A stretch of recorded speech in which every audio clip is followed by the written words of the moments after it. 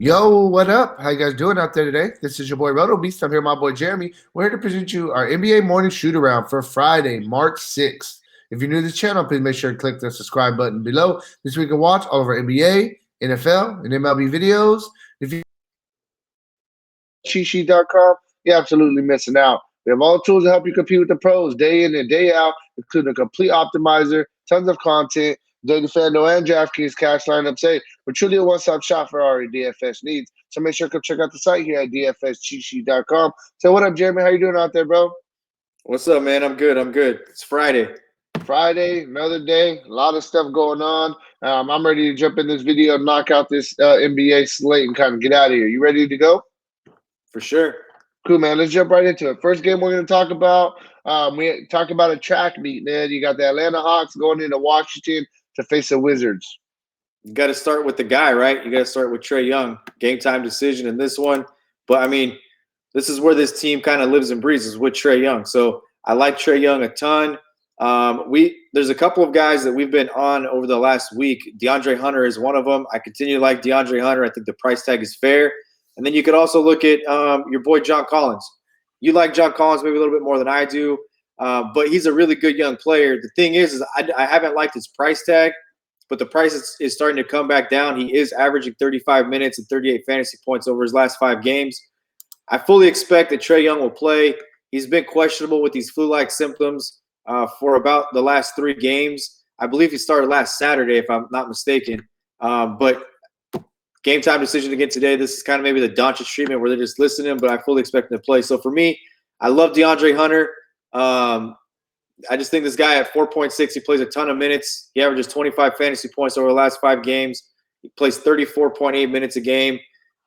I just think it's a really good play. And then I would be remiss if I didn't say Dwayne Dedmon, because we know how bad Washington is against center. So I think all 4 of those guys are in play. In tournaments, you could also probably take it a step further and look at Kevin Huerter. Yeah, for sure. I mean, on the Washington side of things, I mean, Washington, they know that their season's over. They're kind of really just basically outside of Bradley Beal. Everybody just kind of splitting minutes. They're kind of looking forward with some young guys, seeing what they got. Bradley Beal is definitely in play. He's one of the guys that's going to get his minutes no matter what. It is a tough price tag at 10.1, but like I said, I mean, you can look through their whole roster. Everybody else is playing 25, 26 minutes. Bradley Beal's playing his 36, 37. So definitely think that he's in play. You can also look at Davis Bertans at 5,500. The guy continues to play well, giving us a really solid floor with a little bit of upside. I'm outside of that. That's really where I'm at. Like I said, everybody else is just kind of playing 22, 23 minutes. And, yeah, man, I'm ready to move on. It's Bradley Beal for Washington for me. Moving on, next game we're talking about, we got OKC going into New York to face the Knicks. That's a rough one for me with Oklahoma City. I feel like Oklahoma City is like the San Antonio Spurs, man. I just keep getting stuck with Oklahoma City. But there are a couple of guys you could look at for tournaments. I don't think there's a cash game player on this team. They do all get a boost because of this game should be a pace-up game playing against the Knicks. The spread of 229 or the over-under of 229, it's, 2 years ago, this was a super high over-under, but not in today's game. This is more of a middle of the pack kind of over-under. Adams, I'm not going to be on Adams this spot. It's a good price tag, but the production and the minutes, man, it's just not steady. And I'm a big Steven Adams fan, but he's only gotten you 27 fantasy points one time in the last 5 games. He's had 23.9, 22.9, and 18, all in tough matchups against Milwaukee, the Clippers, and then the Detroit Pistons. That should not be a tough matchup for a center to do well against those guys over there. Like you referenced it as a G League squad. So, Chris Paul, 7,200. I don't know if the minutes are going to be there. It is the bright lights of Madison Square Garden. Gallinari, there's a narrative there you could possibly look at 6,600. But there's really one guy I want to play here, and that's Schroeder. I'll continue to play Schroeder because I feel like I'm getting a deal with Schroeder. And he almost plays 30 minutes a game. He averages right around 25 fantasy points. And at that price tag, if this game is to blow out, because we know Oklahoma City on paper is a hell of a lot better than the Spike Lee hating New York Knicks, then sign me up for Schroeder and I'm moving on. Yeah, for sure. I mean, on the New York side of things, it's pretty easy, man. Alfred Payton, he still comes in as strictly a GPP, but the guy has been playing well, showing us a little bit of upside, but he's been up and down. So I think Alfred Payton's the guy we can look at in GPPs. You can look at RJ Barrett at 5,200, kind of got his second win, in the season. He's been playing pretty well. The minutes are there for him right now. And then you're looking at Julius Randle, man. He's the most consistent guy, the best player they have on this team. I think you can continue to look at Julius Randle night in and night out as a GPP play. But outside of those three guys, I really don't have too much interest in anybody else. Moving on, next game we're talking about, we got San Antonio going into Brooklyn to face the Nets.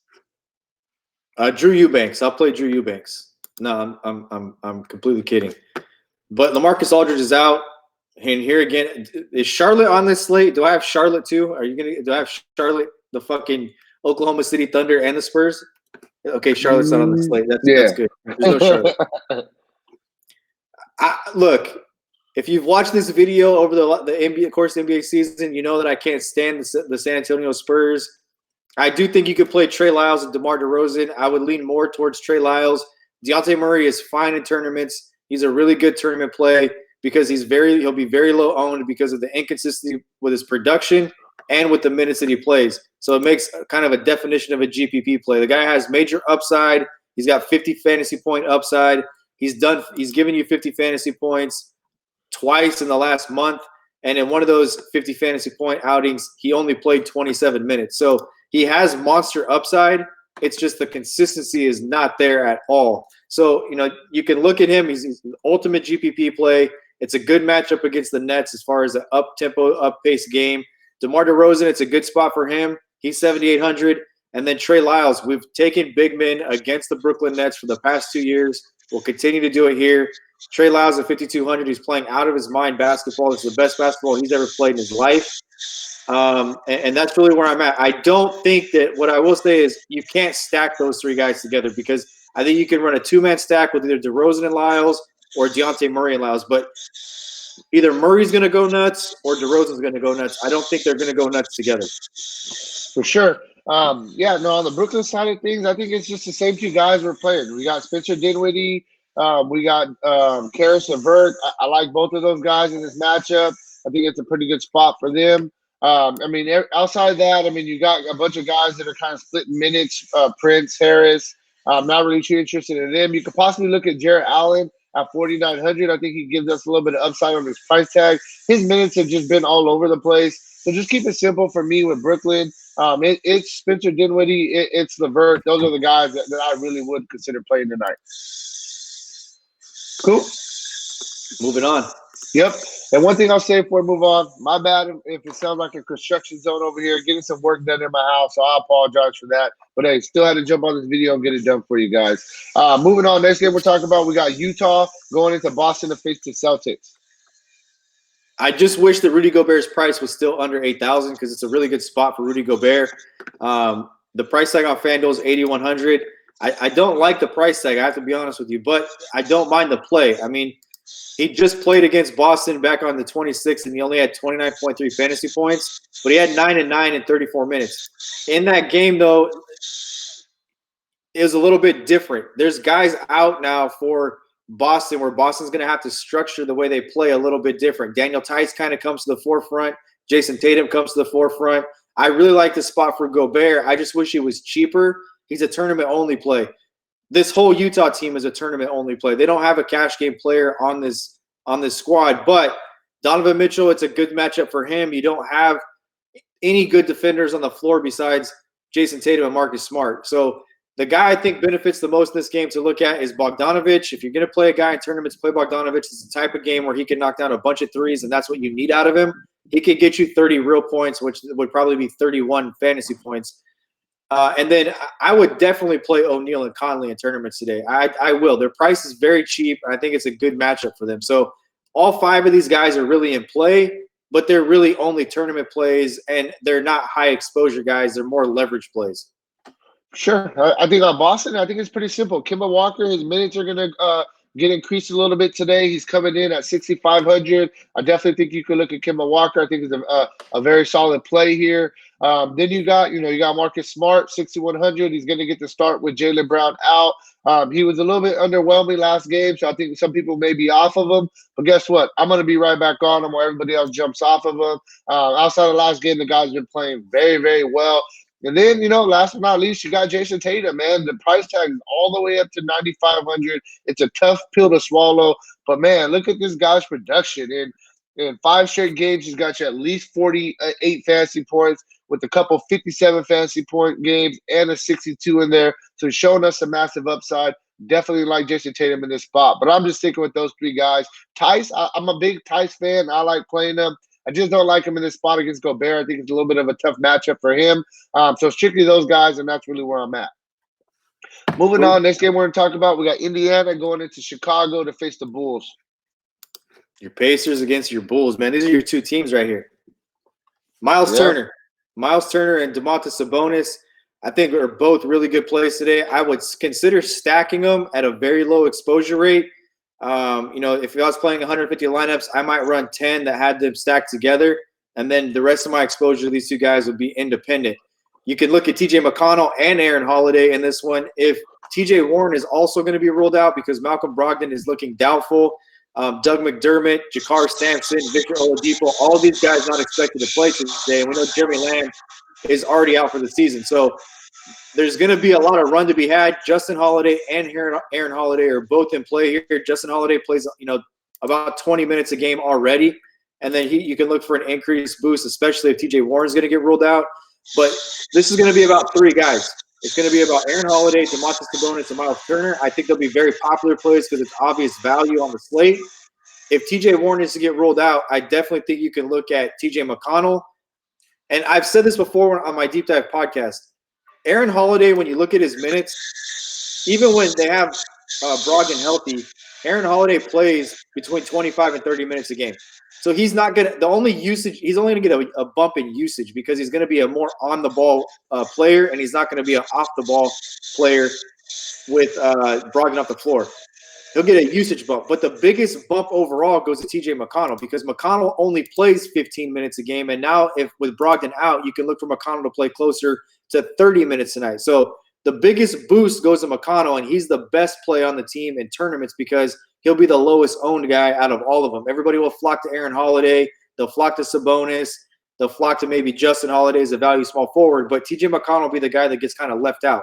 And I think he's the guy who benefits the most from the simple standpoint. If you look, he played 12 minutes against San Antonio with a healthy Indiana team. Brogdon gets hurt. McConnell plays 29 minutes against Milwaukee. Every time Brogdon's out, the guy who gets the biggest boost overall is McConnell. Yeah, for sure. I mean, on the Chicago side of things, I'm going to start with Thaddeus Young. The guy's playing very well right now, very fair price tag. Then he gets a matchup against his old team from last year. I think this is a pretty solid spot for him. I like him. Wendell Carter Jr. is coming in pretty cheap. We got him projected at a 6x price tag. So definitely think that you can consider him as a GPP play. And then outside of that, I mean, we know that Levine is out, Dunn is out. You got a couple guys sharing some minutes. You got, Shaquille Harrison. You got Satoransky. You got Kobe White. I think you could possibly look at all those guys as GPP plays. None of them necessarily jump out crazy to me. They're all kind of playing, around the same minutes. But I think that you can look at them as GPP plays. The guy that I think is coming in at the most fair price tag of them all is Shaquille Harrison, coming off a really good game where he played 28 minutes and got you 30 fantasy points, which is 7x on his price tag. So definitely think that you can look at him. And we've been playing Satoransky for, since his Washington days. The guy's been, very consistent. He's the one, he's getting 30-plus minutes a game. Just had a monster game 5 games ago against Washington where he showed us a 50 fantasy point upside game. So I think that you can look at him as well. And then you've been talking about Kobe White for a while. He's a guy that's definitely been playing good. So all 3 of those guys, like I said, are definitely, I think, are in play for GPPs. And then I'm looking at the 2 big guys, and that's really where I'm at. Otto Porter, he's still only playing 16 to 18 minutes a game. When his minutes increase a little bit. So two things that just came out. Otto Porter's going to play 22 minutes tonight off the bench. Lauri Markkanen is returning, and he's going to play 22 minutes tonight as well. I think that just eats into Thaddeus Young. I think it eats into a lot of these other guys like Shaq Harrison and some of these guys that are actually listed as point guards, but they're really playing as a small forward or off guard, right?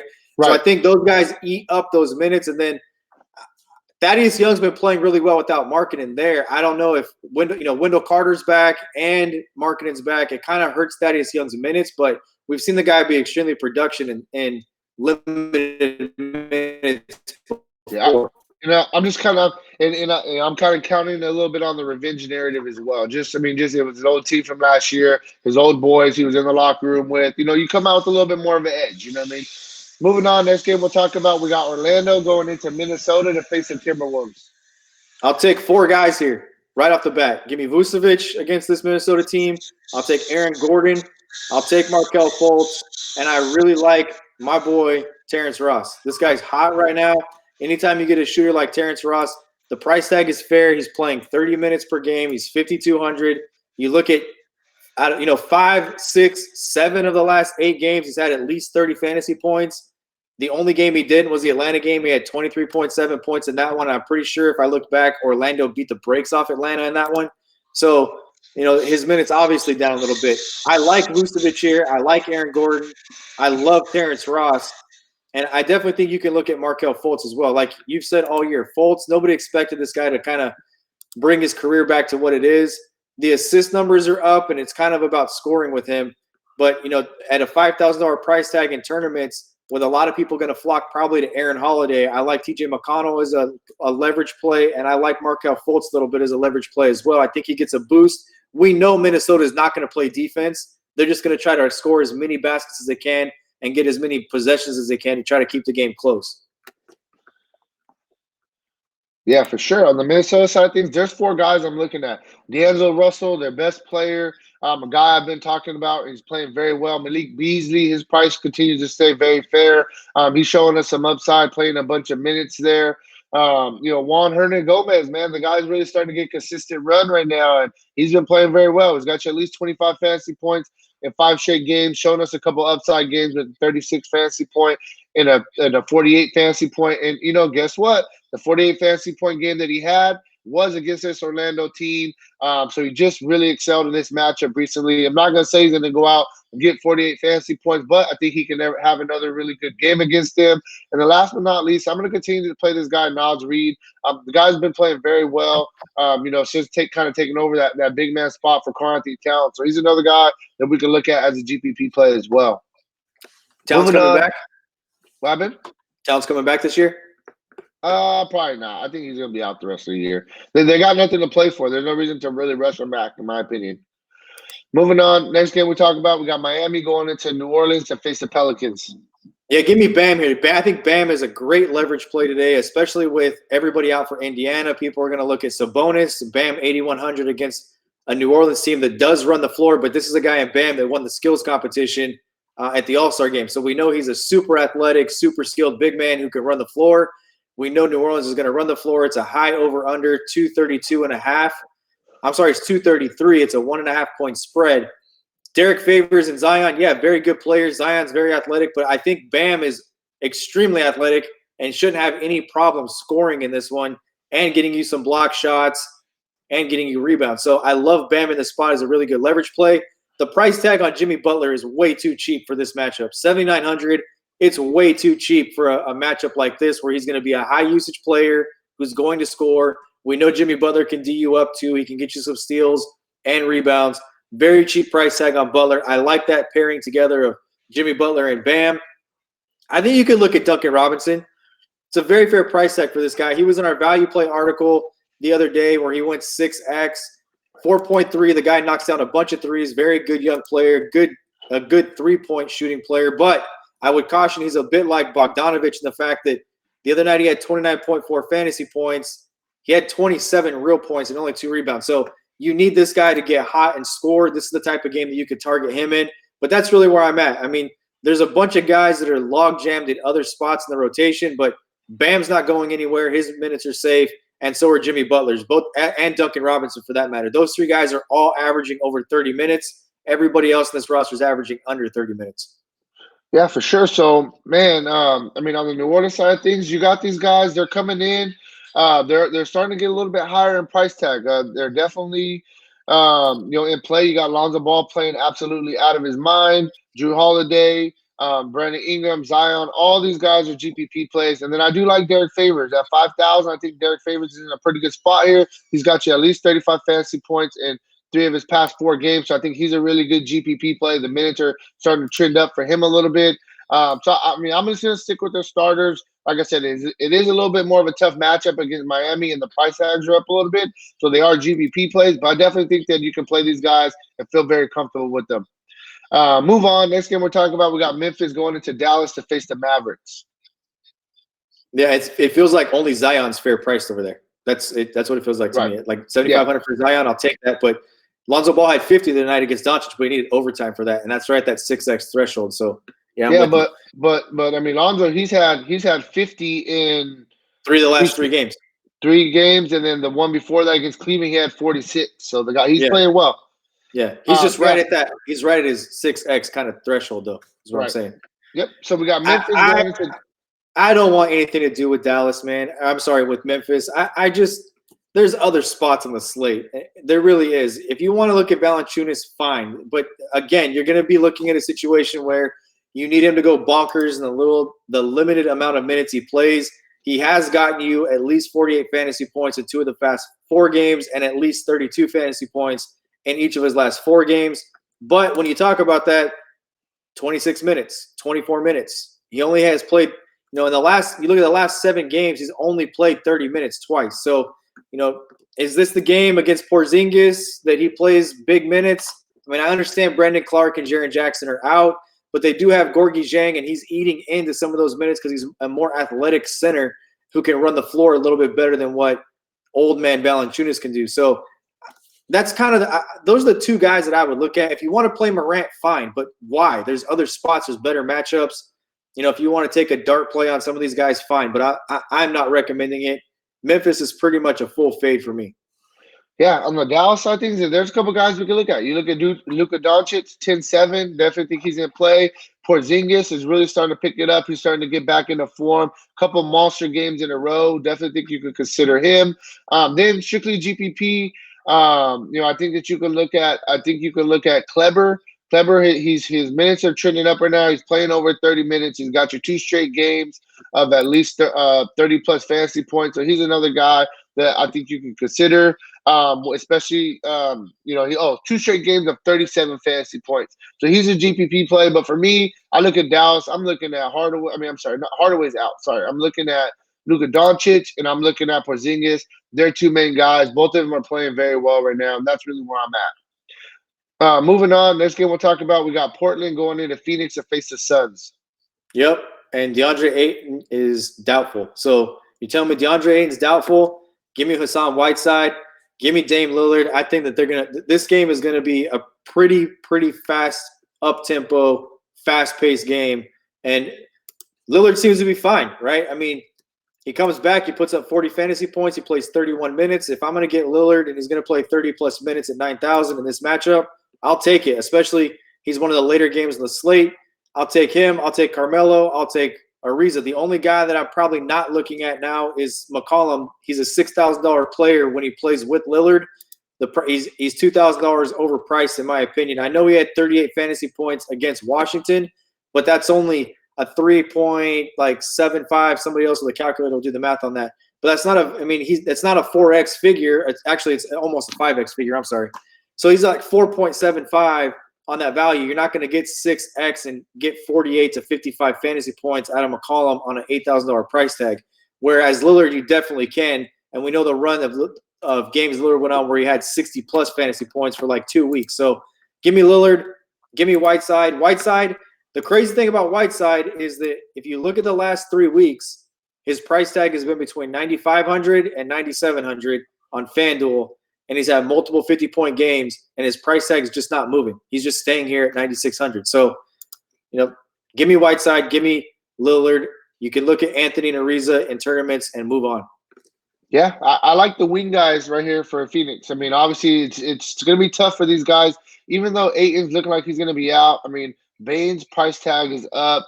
Diallo is not really getting too much run, and it is a tough matchup against Whiteside. For me, I'm looking at the wing guys. I'm looking at Ricky Rubio, who's playing very well right now.